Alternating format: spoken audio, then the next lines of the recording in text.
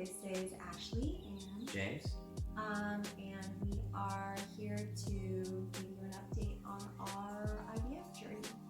I think the last time we made a video was 3 weeks ago, the night before our egg retrieval. And at that time we were thinking we had 7 mature and 7 right behind. So Yep. we were thinking best case scenario, maybe 14. But we weren't sure about the 7 that were behind. So now, this is how we ended up. So we ended up retrieving 17. Of the 17, 10 were of adequate maturity size, and 9 of them ended up being fertilized. I did want to note that we used an optional procedure called ICSI, and that is when they fit. So in the fertilization, they can either leave the egg and the sperm together and just let them fertilize naturally, or if you use ICSI, the embryologist will take the sperm and physically put it inside the egg to fertilize it. So then we got 9 fertilized out of 10. 9 fertilized out of 10, and of those 9, 8 of them ended up turning into embryos, and from there we did genetic testing, PGS testing, to make sure that the embryos were normal, and that process took about like 2 weeks. Long. Yeah, it was 2 long weeks, and Ashley got the call, and we found out that 5 of them were genetically normal. So we had 5 good embryos, and Ashley was very excited. I was very excited. Ashley cried quite a bit, tears of joy. Yeah, I was pretty emotional, and I was super, I don't know why, but I was super surprised by it, as if I haven't cried a million times in this process. But I was just, this time it was, for once, it was tears of joy, which doesn't happen very often. So I was pretty excited about that. So next up is the frozen embryo transfer. It's called the FET. And tomorrow we kind of start everything all over again. So I have to start taking estrogen in the morning and in the evening. I have an ultrasound where they measure, I think, my uterine lining. They count how many follicles are in there again. And then I have to do a blood draw. I think we're looking at my progesterone levels. And we should also get our transfer date. So we should have an idea of when we'll actually get to go back and put the embryo in.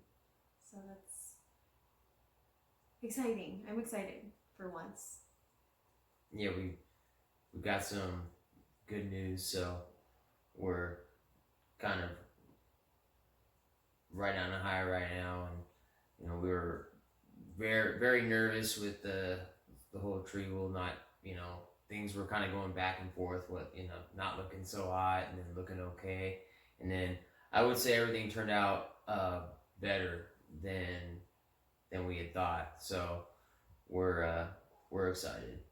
Yeah, I think that the biggest, I think the retrieval is the retrieval and like all the things that happen after are kind of the hardest part, because you wait and you wait and you wait. So when you do the stims for the retrieval, so those medications that stimulate follicle growth and follicle maturation, you are taking all these meds and going to the doctor every day and kind of waiting and trying to figure out what day you're going to do it. Then after you do it, you have to wait to see which one's fertilized, and after that you have to wait 5 to 7 more days to see which one turns into embryos. And then if you choose, so the genetic testing was optional, and we chose to do that. So waiting for the genetic testing, we wait 2 more weeks after that. So it's just like, it's kind of this prolonged game of waiting and waiting and waiting. And there's so much riding on that stuff that it's hard, because you don't, there's no way to know how, based on our age and our health, we can kind of have an idea of a general idea of what it should look like what our numbers should be, but there's no way to know. And since we have unexplained infertility, any of those things could have gone wrong. And they didn't. So I'm happy that we're at where we're at, just because to me, 5 PGS normal embryos means 5 chances for at least one to stick. So we're only transferring one at a time. We have 1 child already. We are not interested in having twins.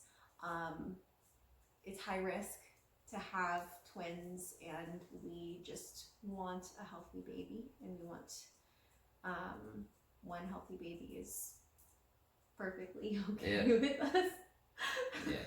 And so our clinic, I believe, they would transfer up to 2 embryos, but with transferring 2, it does increase the chance of a positive pregnancy, but it also greatly increases the chance of multiples. Yeah. So we thought about it for a minute, because we obviously we're just desperate to have a positive pregnancy, but we weighed the pros and the cons of the potential of having multiples, and we felt that we were just gonna, one would make more sense. Yeah, well, and our doctor, his live birth rate is high, and basically, in our initial conversation with him about how many we wanted to transfer, he flat out told us, if you do not want twins, don't implant 2. Because the chances of both taking for him, some people do that hoping that at least one will stick. And what he was saying to us is essentially there's a very high chance that both of them will stick and you will get twins. So that's just not, that wasn't the route we wanted to go. I understand why people would, but we just want 1 baby. So I guess that's it for now, right? I mean, yeah. If you have any questions on anything we've covered up to this point, or you have any questions about anything in the future, just feel free to leave a question in the comments, and we'll make sure we answer you. Yeah, and we have a number of topics we're thinking about covering, but if you have suggestions for things you might be curious about, or topics you think you want us to cover, please let us know. All right, thanks for watching. Thanks for watching.